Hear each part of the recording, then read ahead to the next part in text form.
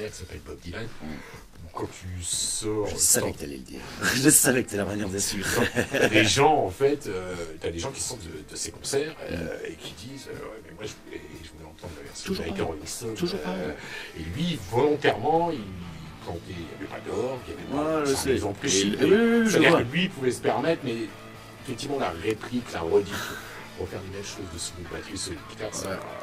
Moi, ça me fait chier. Ça fait pas avancer, quoi, ce que Ouais. je veux dire. Et je l'ai fait par le passé, hein. J'ai dû certainement le faire avec des anciens groupes, mais il y a un moment donné où il faut que la musique parle, en fait. Enfin, la musique parle avec sa propre âme et le moi qu'on a, tu vois. Il faut pas... On croit que le public est con, il est pas con. Hein. Il sait très bien où il va, ce qu'il fait et ce qu'il entend, de toute façon. Et moi, on m'a toujours dit, bon, Baptiste, tu t'exprimes beaucoup sur scène. Et je dis, moi, je me rappelle jamais des concerts, je sais pas. Alors, j'ai des gens qui sont bienveillants, qui me disent, Baptiste, aujourd'hui, t'as beaucoup grimaçé, t'as craché, ouais, quand bien même, je m'en fous. Enfin, et voilà. Et bien sûr, l'accueil des gens est toujours... Moi, j'aime beaucoup les sourires, les gens qui viennent ou qui font la gueule. Et moi, j'essaie de leur rendre, parce que j'aime bien être en interaction, interagir, enfin, tu vois. Avec le public. Avec le public. Si tu fais de la scène, t'es pas tout seul sur scène dans ton antre, faire ton set de 3/4 d'heure ou 1 heure, tu rentres, tu sors. Non, les gens qui sont là, ça c'est le live, c'est la scène. Ah oui, des gens qui sont déjà montés sur scène pour dire bah t'as quelque chose à dire, tu viens. Bon, il y a des gens qui se débinent bien sûr, mais moi j'aime bien aussi mettre les gens devant le fait accompli. Mais j'ai plein d'anecdotes hein, comme ça avec tous mes groupes ou avec Baptisign où t'as des gens qui viennent, t'es en train de jouer, tu peux plus jouer parce que t'as 2 mètres carrés pour jouer, puis ça pogote, ça slame et puis ils t'ont pété 3 cordes, c'est déjà arrivé, je sais pas, à Rennes, où les gens qui montent sur scène, qui te pètent des cordes, je fais ouais, super. Enfin, là, on se sent bien, 150 personnes à fond, il y a du sang, ça sent tout, quoi. Voilà. Ça sent le rock'n'roll, quoi. Et c'était un bon souvenir, c'était un super club qui a à Rennes, qui s'appelle le Mondo Bizarro, on a eu cette chance d'y jouer. Et c'est un club, quand tu rentres, bon, tu vois des photos, tu dis ah ouais, il y a lui qui est passé, ah lui, ouais, ah d'accord, ok. Ça sent, tu mets 200 personnes là-dedans, ils sont à fond. On avait en première partie d'un groupe américain qui s'appelle Eaters. Et ils avaient été, ils me disent what the fuck, ils ont fait, c'était super quoi, tu vois. Tu dois sortir le poids de l'histoire déjà quand tu rentres dans le lieu. Ah ouais, ouais, c'est vrai. Et je voulais juste revenir, puisqu'on parlait justement de spontanéité, parler de limites, aborder ce sujet-là, puisque Baptiste a quand même fait la partie à ce nom de Johnny Hallyday.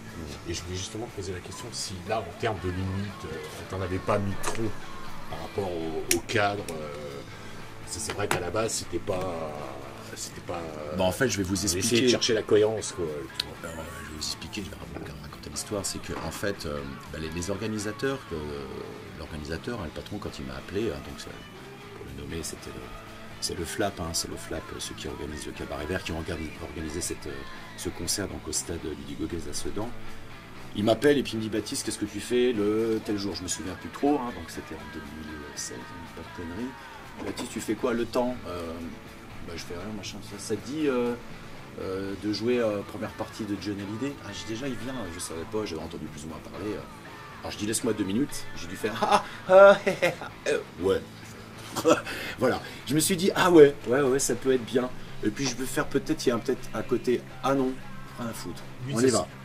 C'est presque je vois rien, mais voilà, t'as répondu sur le moment. Bien sûr. Bon, après, il m'a dit pourquoi il avait pensé à moi. Il m'a dit le côté rock'n'roll, ça rentre dedans, tout ça. Donc, bien sûr, on se pose la question comment on va faire. Je me suis pas posé trop de questions parce que les gens ils m'ont dit fais du Baptisign, fais Baptiste. C'est-à-dire, joue comme si tu étais dans un bar, comme je disais tout à l'heure. Moi, que je joue devant 2, 10 000, là, je joue devant 10 000 personnes, c'était super.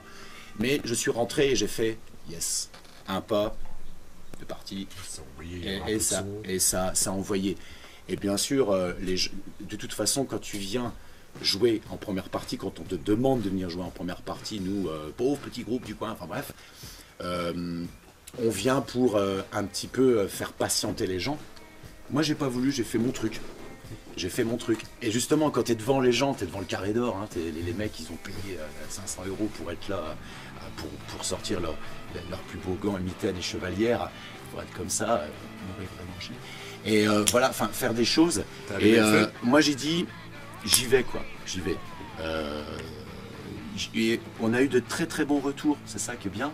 Et le lendemain, quand je me suis promené dans Sedan, bien sûr, j'ai eu les gars avec leurs joyeux dessins sur eux et tout ça. Il y en a qui étaient bien faits, il y en a qui étaient mal faits, en disant bravo mec, c'était super.